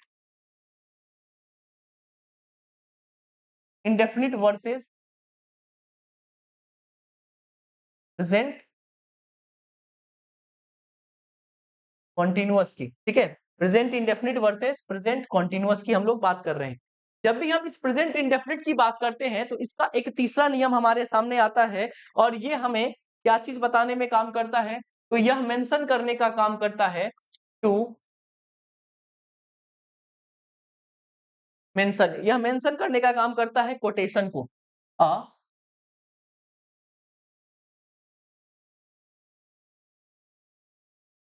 कोटेशन को ये मेंशन करता है, एक प्रोवर्ब को ये मेंशन करने का काम करता है। पहला हो गया हमारा, किसी भी कोटेशन को ये मेंशन करने का काम करता है। ठीक है, या किसी भी प्रोवर्ब को मेंशन करने का काम करता है, या तो और अ स्पोकन स्टेटमेंट को मेंशन करने का काम करता है। ठीक है, क्या चीज बोले मैंने? क्या चीज बोला मैंने? पहला, एक कोटेशन को ये मेंशन करने का काम करता है, या तो किसी प्रोवर्ब को मेंशन करने का काम करता है, या तो किसी के द्वारा बोले हुए स्टेटमेंट को यह मेंशन करने का काम करता है। तो जब इन तीनों की बात आती है तो इन तीनों के लिए हम प्रेजेंट इंडेफिनिट का ही यूज करते हैं। जब हम इस कोटेशन की बात करते हैं तो कोटेशन का मतलब होता है कोट। ठीक है, कोटिंग करना। कोटिंग करने का मतलब ये है कि किसी का बोला हुआ, किसी भी नॉवेल में लिखा हुआ है, किसी भी बुक में लिखा हुआ है, उसको हूबहू लिख देना, उसी को हम लोग क्या कहते हैं? कोटेशन कहते हैं। आप लोगों ने, अगर मैं इस कोटेशन के लिए मैं आपके सामने एग्जांपल लूं, कोटेशन के लिए अगर मैं आपके सामने एग्जांपल लूं, तो आपने ट्वेल्थ क्लास में पढ़ा होगा। ट्वेल्थ क्लास में जॉन कीट्स का आपने क्या पढ़ा होगा? एक लाइन पढ़ा होगा। तो आप लोग ये बताने का काम करिए कि यहाँ पर क्या होगा? जॉन कीट्स सेज या फिर सेड।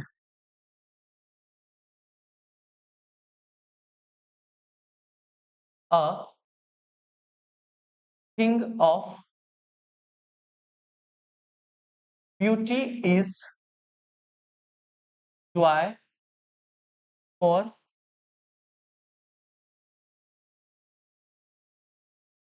एवर। ठीक है, जॉन कीट्स का एक फेमस कोट है।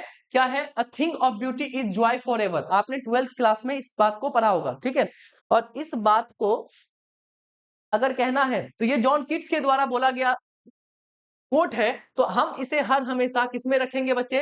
हम इसे हर हमेशा प्रेजेंट इंडेफिनिट में ही बोलने का काम करेंगे, ठीक है?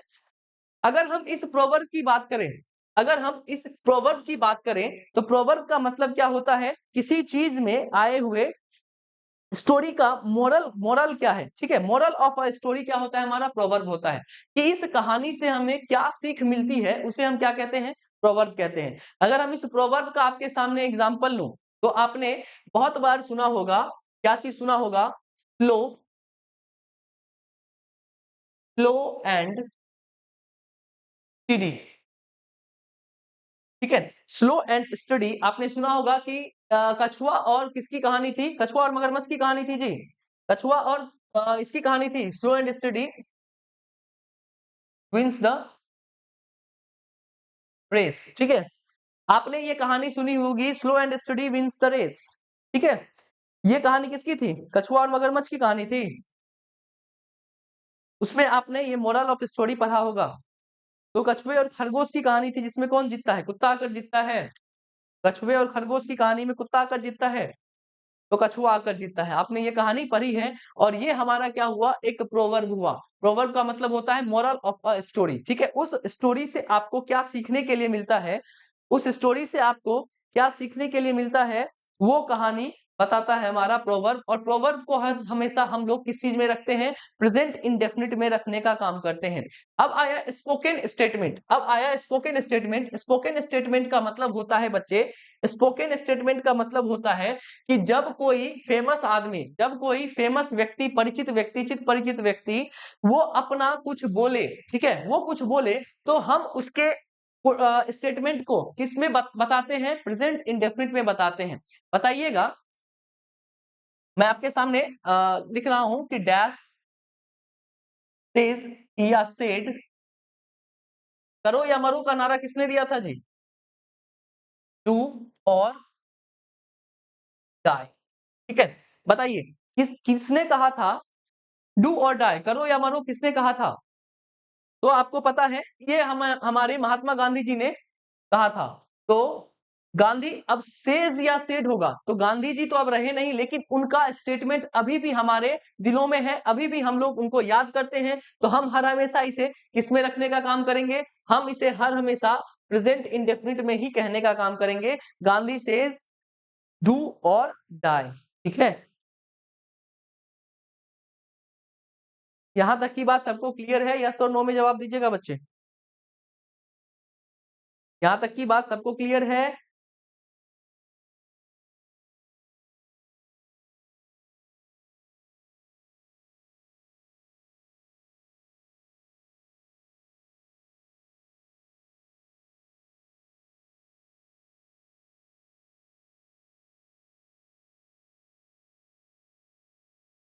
चलिए, क्लियर है। तो आगे की कहानी लेकर चलते हैं, और इसी कहानी को थोड़ा सा और आगे बढ़ाएंगे, और आज की कहानी यहीं पर रोक देंगे। ठीक है, थोड़ी सी कहानी और जान लीजिए। हम लोग क्या देख रहे हैं? प्रेजेंट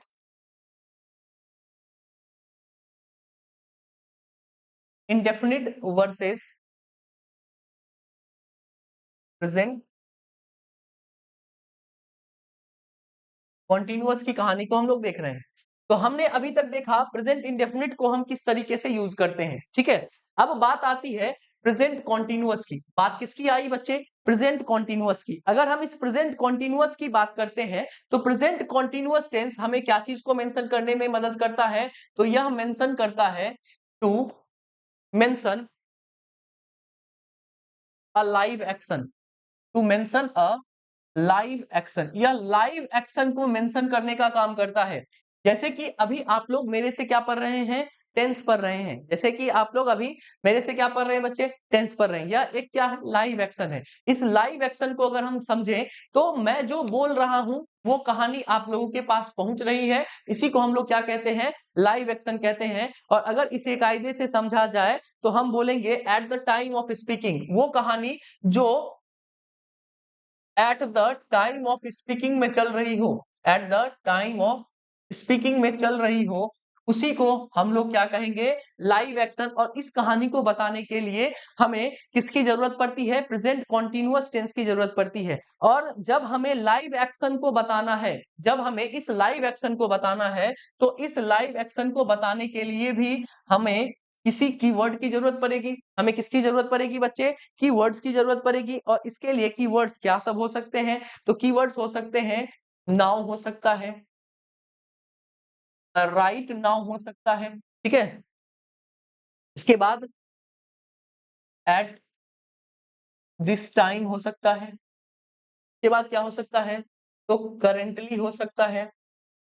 तो इस तरीके की चीजें हमारे पास जो आती है, वो हमारी कीवर्ड्स हुई। और वो किस तरीके की चीजों को बताने में मदद करती है, तो लाइव एक्शन को बताने में मदद करती है। किसको बताने में मदद करती है, लाइव एक्शन को बताने में मदद करती है। और लाइव एक्शन को बताने का मतलब ये हुआ कि वो कहानी कब चल रही है, जब कोई आदमी बोल रहा है आपके सामने, ठीक है। अगर मैं इसका एग्जाम्पल लूं तो मैं आपको बोल सकता हूं कि Shikha is learning tenses right now, ठीक है। तो जब भी हम इस तरीके की चीजों को कहते हैं, इन सब चीजों को व्यक्त करने के लिए हमें प्रेजेंट कॉन्टिन्यूअस टेंस की जरूरत होती है। किसकी जरूरत होती है बच्चे, प्रेजेंट कॉन्टिन्यूअस टेंस की जरूरत होती है, ठीक।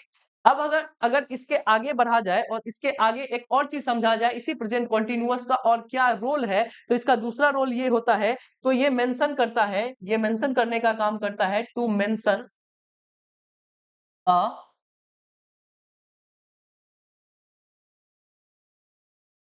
पैरेलल एक्शन, या एक पैरेलल एक्शन को मेंशन करने में क्या करता है बच्चे, मदद करता है। या किसे दिखाने में मदद करता है, या पैरेलल एक्शन को दिखाने में मदद करता है। और पैरेलल एक्शन का मतलब ये होता है कि वो कहानी वो हमारे बोलते समय नहीं चल रही होगी, वो हमारी कहानी बोलते समय नहीं चल रही होगी, not at the time of speaking, ठीक है। तो इसको हम लोग कहते हैं पैरेलल एक्शन। इसको हम लोग क्या कहते हैं, पैरेलल एक्शन, जो चल रही है लेकिन मेरे बोलते समय वो कहानी नहीं चल रही होगी, वो कहीं ना कहीं अपने हिसाब से चल रही होगी, ठीक है। अब इसके लिए भी हमें किसकी जरूरत पड़ेगी बच्चे, कीवर्ड्स की जरूरत पड़ेगी। किसकी जरूरत पड़ेगी, हमें इसके लिए भी कीवर्ड्स की जरूरत पड़ेगी। और इसके लिए कीवर्ड्स क्या हो सकता है, तो इसके लिए कीवर्ड्स हो सकता है दीज डेज हो सकता है। के बाद नाउ अ डेज हो सकता है। तो इस तरीके के जो कीवर्ड्स हैं, ये कहानी किसकी बयां करते हैं, पैरेलल एक्शन को बताने में हमारी मदद करते हैं, ठीक है। जैसे आपके सामने अगर एग्जांपल लूं तो मैं बोल सकता हूं, Naina is pursuing BEd these days, ठीक है। तो ये कहानी हुई हमारी किसकी बच्चे, ये कहानी हुई हमारी प्रेजेंट कॉन्टिन्यूअस की। यहां तक की बात क्लियर है कि प्रेजेंट कॉन्टिन्यूअस टेंस दो चीजों को मेंशन करने में मदद करता है, पहला लाइव एक्शन को बताने में, दूसरा पैरेलल एक्शन को बताने में। लाइव एक्शन का मतलब ये हुआ कि जो हमारे बोलने समय ही क्या हो रहा हो, चल रहा हो। लेकिन पैरेलल एक्शन हमारे बोलते समय वो कहानी चल नहीं रही होती है, वो कहानी अपने आप में गुम होती है और अपने आप में कंटिन्यू होती है, ठीक है। यहां तक की बात क्लियर है, यस और नो में जवाब दीजिएगा बच्चे। यहां तक की बात क्लियर, यस और नो।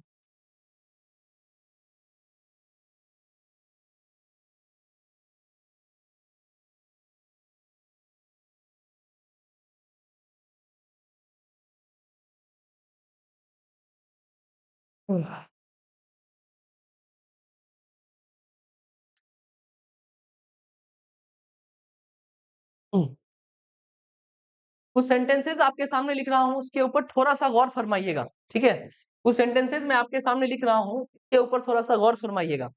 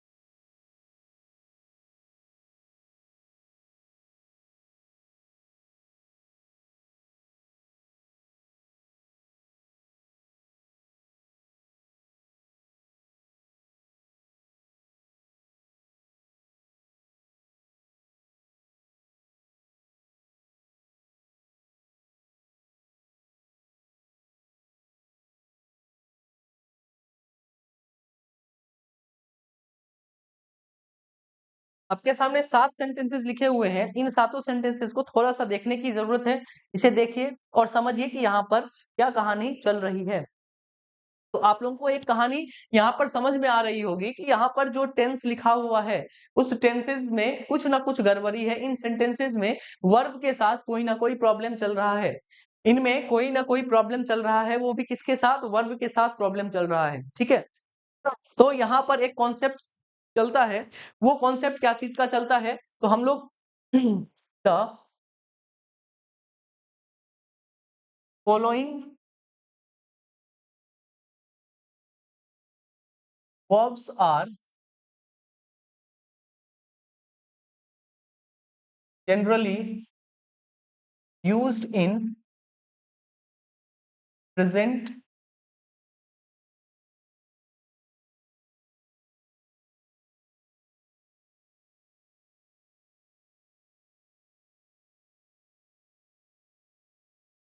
Present indefinite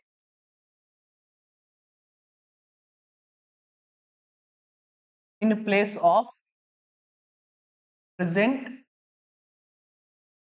continuous. ठीक है, तो हम जो यहाँ पर लिखे हुए जो वर्ब्स हैं, ठीक है, हम कुछ कुछ ऐसे वर्ब्स हैं जिनका हम जनरली यूज किसमें करते हैं? प्रेजेंट इंडेफिनिट में करते हैं। किसकी जगह पर? हम लोग इसके प्रेजेंट इंडेफिनिट की जगह पर, हम प्रेजेंट इंडेफिनिट में हम इन सारे वर्ब्स का यूज करते हैं। किसकी जगह पर? प्रेजेंट कॉन्टिन्यूअस की जगह पर। ठीक है, रिया चौधरी फिर पीछे आएंगे तो लिख लीजिएगा, पहले यहाँ पर समझिए उसका कॉन्सेप्ट क्या है। ठीक है, वहां पर जो कॉन्सेप्ट चल रहा है वो बात यहाँ पर चल रही है, उसके बाद हम फिर पीछे करेंगे, तो आप वो वाली कहानी लिख लीजिएगा। ठीक है, तो यहाँ पर जो हम लोगों ने पीछे जो सेंटेंसेस देखा, वहां पर कुछ वर्ब्स के पैटर्न को हमें कुछ गड़बड़ नजर आई। तो हमें यहाँ पर एक बात का पता चला कि हम कुछ कुछ ऐसे वर्ब्स हैं जिनका जनरली यूज हम लोग किसमें करते हैं? प्रेजेंट इंडेफिनिट में करते हैं। किसकी जगह पर करते हैं? प्रेजेंट कॉन्टिन्यूअस की जगह करते हैं। प्रेजेंट कॉन्टिन्यूअस में हम उसका यूज नहीं करते हैं, उसका यूज हम किसमें करते हैं? वो हम यूज करते हैं प्रेजेंट इंडेफिनिट में। ठीक है, तो अब ये कौन कौन से हो सकते हैं, तो इसके कैटेगरी हम तैयार करते हैं। तो पहला आता है जो सेंस को बताने वाले वर्ब होते हैं। किसको बताने वाले होते हैं बच्चे? ये सेंस को बताने वाले, एक सेकेंड, ये किसको बताने वाले वर्ब होते हैं? ये हमारे सेंसेस को बताने वाले वर्ब होते हैं। अब सेंसेस को बताने वाले कौन कौन से वर्ब हो सकते हैं? तो ये हो सकते हैं, सी हो सकता है, के बाद लुक हो सकता है,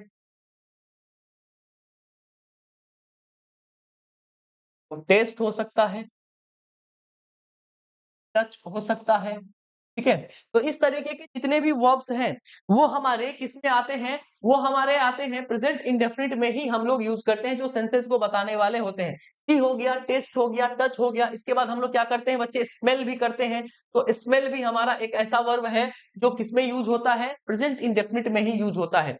अगर हम इसकी दूसरी कैटेगरी बनाकर चलें, अगर हम इसकी दूसरी कैटेगरी बना के चलें, तो फीलिंग को बताने वाले जितने भी वर्ब हैं, फीलिंग को बताने वाले जितने भी वर्ब हैं, वो हमारी किसमें आती है? वो हमारी आती है प्रेजेंट इंडेफिनिट में ही यूज की जाती है। जैसे अगर हम बोले, हम किसी को क्या करते हैं? लव करते हैं। हम किसी को क्या करते हैं बच्चे? लाइक करते हैं। किसी किसी को हम हेट भी करते हैं, किसी किसी को एडोर भी करते हैं। एडोर का मतलब भी होता है लाइक करना। तो इस तरीके की चीजें चीजें भी क्या है? हमारे प्रेजेंट इंडेफिनिट में यूज होती है, फीलिंग को बताने वाली जितनी भी वर्ब्स हैं। ठीक है, तीसरी अगर हम इसकी कैटेगरी बनाएं, तीसरी अगर हम इसकी कैटेगरी बनाएं, तो ये हमारा है, ये हमारे दिमागी संतुलन पे काम करता है, मेंटल प्रोसेस। तो मेंटल प्रोसेस को बताने वाले जितने भी वर्ब्स हैं, मेंटल प्रोसेस को बताने वाले जितने भी वर्ब्स हैं, वो किसमें यूज किए जाते हैं बच्चे? वो हमारे प्रेजेंट इंडेफिनिट में ही यूज किए जाते हैं। तो मेंटल प्रोसेस हमारा क्या सब हो गया? हमारा हो गया नो, हो गया हमारा कैलकुलेट, हो गया। ठीक है, तो इस तरीके के जितने भी वर्ब्स हैं, ये इस तरीके के जितने भी वर्ब्स हैं, ये हमारा क्या हो गया बच्चे? हमारा यूज किया जाता है प्रेजेंट इंडेफिनिट में ही यूज किया जाता है। क्या सब हो गया हमारा? नो हो गया बच्चे, कैलकुलेट हो गया हमारा, किसी चीज के बारे में सोचना, वो भी कहां पर आता है? मेंटल प्रोसेस में ही आता है। तो हम लोग क्या लिख सकते हैं? थिंक लिख सकते हैं। तो इस तरीके की चीजों को हम लोग, इन तरीके की चीजों के वर्ब्स को हम लोग क्या चीज में रखते हैं? प्रेजेंट इंडेफिनिट में ही यूज करते हैं। इसमें यूज करते हैं बच्चे, प्रेजेंट इंडेफिनिट में ही यूज करते हैं। ठीक, इसके बाद अगर हम इसकी चौथी कैटेगरी बनाकर चलें, अगर हम इसकी चौथी कैटेगरी बनाकर चलें, तो ये चौथी कैटेगरी किसके ऊपर डिपेंड करती है? अपीयरेंस के ऊपर डिपेंड करती है। के ऊपर डिपेंड करती हैं? अपीयरेंस के ऊपर डिपेंड करती है। अपीयरेंस का मतलब क्या होता है कि आप किस तरीके के दिख रहे हैं। जैसे मैं अगर आपसे पूछूं कि मैं आज कैसा दिख रहा हूं, मैं अगर आपसे पूछूं कि मैं आज कैसा दिख रहा हूं, तो आप मुझे क्या बोलने का काम करिएगा? जल्दी बताइए, बताइए, मैं आज कैसा लग रहा हूं आप लोगों को?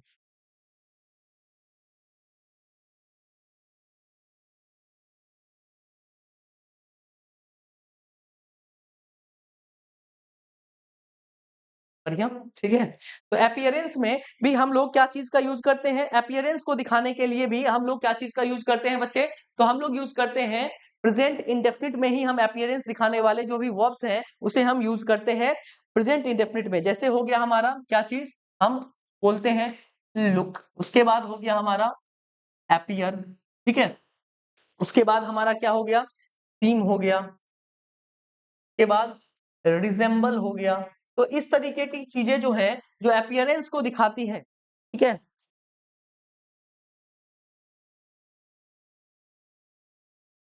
ठीक है, जो आपके अपीयरेंस को दिखाती है, तो अपीयरेंस बताने वाले जो शब्द हैं वो सारे के सारे प्रेजेंट इंडेफिनिट में ही यूज किए जाते हैं, अपीयरेंस दिखाने वाले वर्ब्स, ठीक है।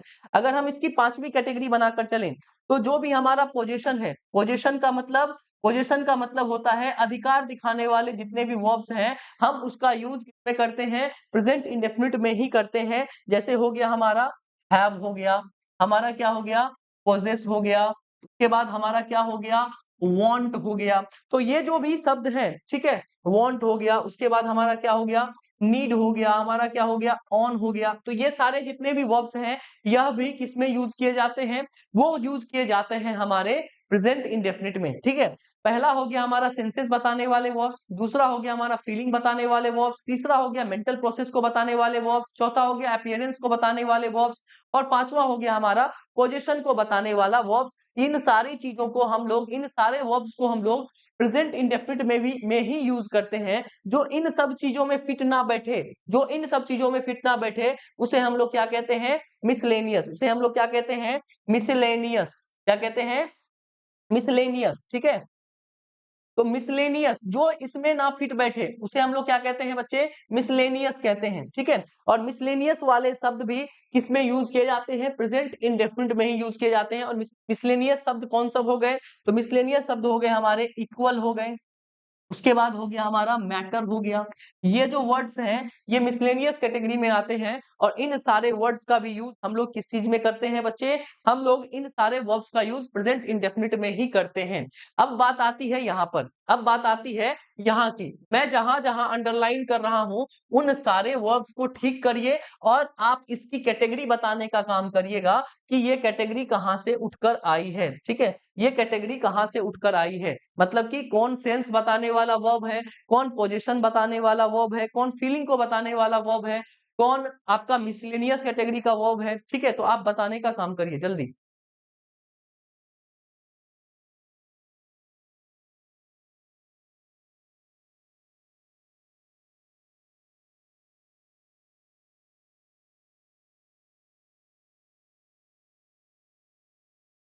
चलिए, कहानी आप लोगों को बेहतरीन ढंग से समझ आ रही होगी। और ये कहानी आप लोगों को पता है कि लिखा हुआ है कि आई एम सीइंग यू। क्या लिखा हुआ है बच्चे? I am seeing you. तो यहाँ पर एम सीइंग ना होकर हम इसके वजह से इसके जगह पर क्या लिखेंगे? सी लिखेंगे। यहाँ पर क्या लिखेंगे बच्चे? आई सी यू। और देखना किस कैटेगरी में आता है? तो देखना हमारे सेंस वाले कैटेगरी में आता है। किस वाले कैटेगरी में आता है? सेंस वाले कैटेगरी में आता है। लिखा हुआ है she is wanting a new dress. तो यहाँ पर इज वांटिंग के जगह पर हमें क्या लिखना है? वांट्स लिखना है। क्या लिखना है बच्चे? वांट्स लिखना है। और किसी चीज को चाहना किस कैटेगरी में आता है? तो पोजीशन वाली कैटेगरी में आता है। किस वाली कैटेगरी में आता है बच्चे? पोजीशन वाली कैटेगरी का ये वर्ब है, इसीलिए हम इसे हर हमेशा प्रेजेंट इंडेफिनिट में ही यूज करते हैं। लिखा हुआ है राधिका इज लाइकिंग। तो इज लाइकिंग के जगह पर हमें किसका यूज करना है? लाइक्स का यूज करना है, क्योंकि ये जो लाइक करने वाला जो शब्द है वो हमारा फीलिंग कैटेगरी का क्या है बच्चे? वर्ब है। और फीलिंग कैटेगरी वाले वर्ब को हम लोग हर हमेशा किसमें रखते हैं? प्रेजेंट इंडेफिनिट में ही रखते हैं। इसमें रखते हैं बच्चे? प्रेजेंट इंडेफिनिट में ही रखते हैं, ठीक है। के बाद अगर कहानी आगे बढ़ती है, लिखा हुआ है तरुण इज नीडिंग सम केयर, तो इज नीडिंग, यहाँ पर इज नीडिंग के जगह पर हमें क्या लिखना पड़ेगा, नीड्स लिखना पड़ेगा। अगर कोई नीड्स है तो नीड्स जरूरत वाली चीज है, जरूरत वाली चीज कहाँ पर आती है, तो ये कहानी हमारी कहाँ पर फंसी थी, पोजेशन वाली कहानी में फंसी थी। कहाँ पर फंसी थी, देख लीजिए, ये जो नीड वाली कहानी है वो कहाँ पर लिखी हुई है, पोजेशन की कैटेगरी में लिखी हुई है। तो ये वाली कहानी हमारी कहाँ पर आएगी, ये हमारी कहानी आएगी पोजीशन में आएगी। कहां पर आएगी, पोजीशन में आएगी। लिखा हुआ है रोहन इज सीमिंग, क्या लिखा हुआ है, Rohan is seeming unhappy today, तो यहाँ पर सीमिंग का हम लोग क्या बनाएंगे, सीम्स बनाएंगे। और ये जो कहानी है वो कहाँ की है, तो ये है हमारे अपीयरेंस की कहानी है। कहाँ की कहानी है, अपीयरेंस बताने वाले वर्ब की कहानी है। और अपीयरेंस बताने वाले वर्ब को हम हर हमेशा किसमें रखते हैं, प्रेजेंट इंडेफिनिट में रखते हैं।